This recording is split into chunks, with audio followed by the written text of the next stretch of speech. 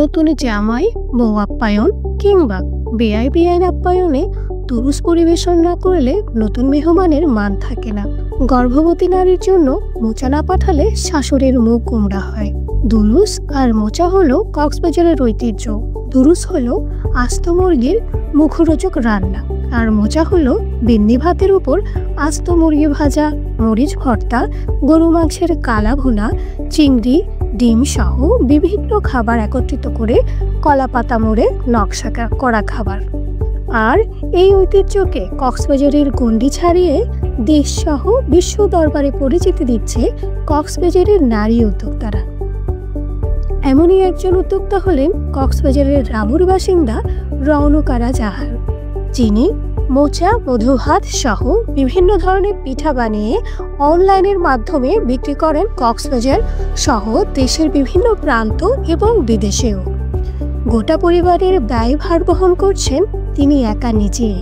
আসলে 2020 সালে যখন আমরা করোনার সময় একদম ঘরবন্দি, তখন আমরা একটা অনলাইন প্ল্যাটফর্ম পেয়েছিলাম যেটাতে অনেকে বিজনেস করতেছে।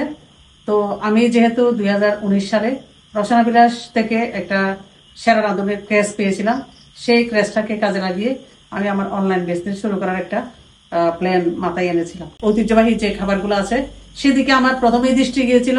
কারণ হচ্ছে আমি বিশেষ করে আমার বাচ্চাদেরকে যখন কোনো খাবার দিতাম তখন তারা সবসময় ফাস্টফুড খাবারগুলা বেছে নিত, পাশাপাশি ওরা একটু মডার্ন বিদেশি খাবারের দিকে ঝুঁকে যাচ্ছিল।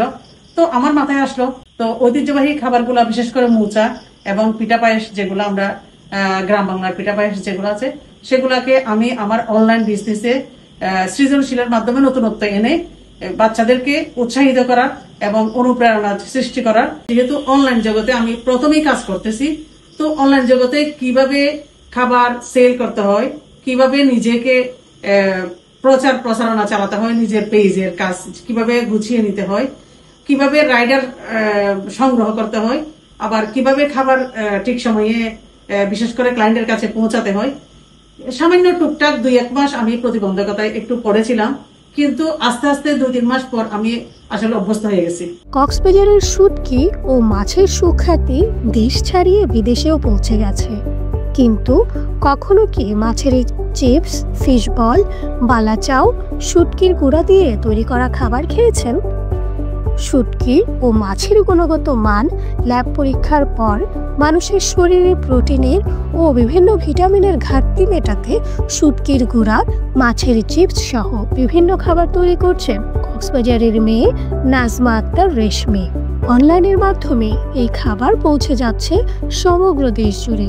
যে বয়সী মেয়েরা মোবাইল ফোন হাতে নিয়ে টিকটক, রিলস বানিয়ে সময় নষ্ট করছে, সে বয়সে রেশমি চিন্তা করছে কি করে কক্সবাজারের ব্লু ইকোনমিকে কাজে লাগিয়ে ভিন্ন কিছু করা যায়, যার মাধ্যমে উপকৃত হবে ভোক্তারা।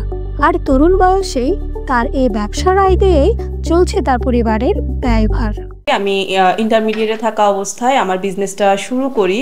প্রথমত আমি কক্সবাজারের মেয়ে, সো যখনই বিজনেস করব চিন্তা করি তখনই আমার সবার প্রথমে যে জিনিসটা মাথায় আসে সেটা হচ্ছে সবাই তো ফ্যাশন, তারপর হচ্ছে কসমেটিক্স, জুয়েলারি এইসব নিয়ে বিজনেস করে বা আরও অনেক কিছু নিয়ে করে, কিন্তু আমি এমন কিছু নিয়ে শুরু করতে চেয়েছি যেটা আমার শহরকে, আমার জেলাকে রিপ্রেজেন্ট করবে।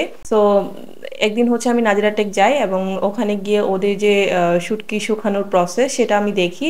তারাই আমাকে বারণ করে যে আসলে এটা আপনার দ্বারা পসিবল হবে না, যেহেতু অ্যাজ এ ফিমেল বা একটা মেয়ে হিসেবে আমি আসলেই ওই সময় আমার কাছে একটা কমিউনিটি আসলে একদিন আমি চেঞ্জ করতে পারবো না। আমরা যখন শুরু করি তখন মাছ থেকে আমরা শুটকির পাউডার করতাম, এর পরবর্তীতে আমরা বালাচাও তৈরি করি, এখন আমরা মাছের চিপস তৈরি করছি। যেহেতু আমার মূল লক্ষ্যটাই হচ্ছে আসলে আমাদের দেশের যে ব্লু ইকোনমি সেটাকে ডেভেলপ করা এবং কক্সবাজারকে রিপ্রেজেন্ট করা, সেই জায়গায় অবশ্যই সরকার এবং আমাদের যে উন্নয়ন সংস্থাগুলো রয়েছে তাদের এখানে বড় একটা ভূমিকা রাখার সুযোগ রয়েছে। সেই জায়গায় যদি সাপোর্টটা পায় অবশ্যই এটা দেশের চাহিদা পূরণ করতে সক্ষম এবং সেই সাথে আমাদের বৈদেশিক মুদ্রা আসলে অর্জন করার একটা সুযোগ রয়েছে। ছোটবেলা থেকেই আঁকার প্রতি ঝোঁক ছিল সুফিয়া আক্তারের, আর সেই শখকেই কাজে লাগিয়ে পরিণত করেছে ব্যবসায়।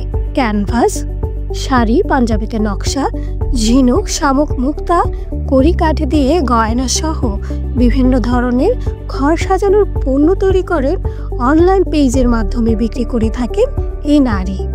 তার এই হাতের কাজ দেখে শিখতে আসে অনেকে। আমি ছোটবেলা থেকেই পেইন্টিং করি, ড্রয়িং করি অনেক আগে থেকেই। এটা নিয়ে আমার ইচ্ছে ছিল আমি ইন ফিউচারে কিছু করব, এটা আমার ছোটবেলা থেকেই ইচ্ছে ছিল। দেন পড়াশোনা শেষ করে আমি যখন জবে ঢুকে যাই, জবে জয়েন করার পর থেকে সেভাবে আমার সুযোগ হয়ে ওঠে নাই যে আমি এটা নিয়ে কাজ করব। আমি প্রায় 100 গজ মতো কাপড় এনে এক্সপেরিমেন্ট করি প্রায় 1 বছর ধরে। অনেকগুলো ক্যানভাস নিয়ে আসি, তারপরে কাপড় আনি যে নিজেদের জন্য তৈরি করি। আমার পেইন্টিংগুলো আসলে কতদিন টিকতেছে, কালার চলে যাচ্ছে কিনা, ওই বিষয়গুলোকে কেন্দ্র করেই আমি এক্সপেরিমেন্ট করি। তারপর আমি 2020-এর মে মাসে আর কি পেজ ওপেন করি তুলিকারু নাম দিয়ে। ওইখানে আমার করা কাজগুলো আমি আপলোড দেই। পরবর্তীতে সবাই পছন্দ করে, অনেক বেশি সাড়া পায়। অনেকেই আমার কাজ শেখার জন্য আমার কাছে প্রতিনিয়ত মেসেজ দেয় যে আপু আমাদের কাজ শেখান। সেক্ষেত্রে আমি প্রায় 50 জন প্রশিক্ষণার্থীকে আমি কোর্স করাই। আমার কাজ করতে গিয়ে অনেক প্রতিবন্ধকতা আসে, যেমন আমার স্পেস ছিল না, বাসায় কাজ করতে অনেক বেশি সমস্যার মধ্যে পড়তে হয়েছে। আবার জিনিসপত্র যেগুলো এখানে কক্সবাজার পাওয়া যায় না, সবগুলাই ঢাকা থেকেই আমার কালেক্ট করতে হইতো। আসা যাওয়া এটা একটা আমার জন্য অনেক বেশি চ্যালেঞ্জ ছিল। তাও আল্লাহর রহমতে আমি এটা ওভারকাম করে আসছি আর কি। রৌনকারা, রেশমি ও সুফিয়ার মতো কক্সবাজারের অনেক নারী আজ অনলাইন ব্যবসায় সফলতা অর্জন করেছে, ধরেছে তাদের সংসারের হাল। তবে 7 বছর আগেও কক্সবাজারে নারী উদ্যোক্তা ছিল হাতে গোনা কজন মাত্র। 2019 সালে করোনা মহামারীর কারণে দেশ জুড়ে যখন লকডাউন চলছিল, সে সময় বন্ধ হয়ে যায় অনেক মানুষের আয়। মানুষ যখন ঘর থেকে বের হতে পারছিল না, ঠিক তখনই বিকল্প চিন্তা করছিল কক্সবাজারের নারী উদ্যোক্তারা। Glorious women entrepreneur of Bangladesh নামে ফেসবুক গ্রুপ চালু করেন শাহরিন জাহান ইফতা। অনলাইনের মাধ্যমে উদ্যোক্তারা এই গ্রুপের মাধ্যমে পণ্য ক্রয় বিক্রয় করতে পারবে। অল্প সংখ্যক সদস্য নিয়ে যাত্রা শুরু করলেও ব্যাপক সাড়া ফেলে এই অনলাইন ব্যবসা। বর্তমানে গ্লোরিয়াস উইমেন অফ বাংলাদেশ 49,000 সদস্য, যার মধ্যে 870 জন নারী উদ্যোক্তা তাদের ব্যবসা পরিচালনা করছেন। 2020 সালে আমাদের করোনা মহামারীতে আমি একটি প্ল্যাটফর্ম তৈরি করি, glorious women entrepreneurs of Bangladesh. আলহামদুলিল্লাহ এক দুই করে এখন প্রায় 900 নারী উদ্যোক্তা কাজ করছে আমাদের এই প্ল্যাটফর্মে। আমরা ঠিক করেছি নারীদের স্কিল ডেভেলপমেন্টের জন্য কাজ করব। অল্প পুঁজির জন্য নারী উদ্যোক্তারা তাদের উদ্যোগটা থামিয়ে দিচ্ছে। আমরা চাইবো যে নারীরা স্বামীর পরিচয় না, বাবার পরিচয় না, তারা এগিয়ে যাক, নিজের একটি পরিচয়। কক্সবাজার চেম্বার অফ কমার্সের সভাপতি আবু মোর্শেদ চৌধুরী জানান, চেম্বার অফ কমার্সের অধীনে নারী উদ্যোক্তা রয়েছে 60 জন। বিশেষ করে কোভিড-19-এর পর আমরা দেখেছি অফলাইন এবং অনলাইনে তাদের তৎপরতা অনেক বৃদ্ধি পেয়েছে এবং সবাই আগ্রহ প্রকাশ করছে। বিশেষ করে এখানকার স্থানীয় নারী যারা আছে তারা এগিয়ে আসছে। এখন বিষয়টা হচ্ছে এদেরকে কিন্তু আমাদের সঠিক দিক নির্দেশনা দেওয়া দরকার, প্রশিক্ষণ দেওয়া দরকার। আমরা যদি ওদেরকে কিছুটা সময় দিয়ে যদি আমরা একটা প্রশিক্ষিত করতে পারি, আমার মনে হয় কক্সবাজার একটা অপার সম্ভাবনার জায়গা। বিশেষ করে এই ধরনের ক্ষুদ্র মাঝারি উদ্যোক্তাদের আসলে একটা বড় এখানে একটা সম্ভাবনা রয়েছে।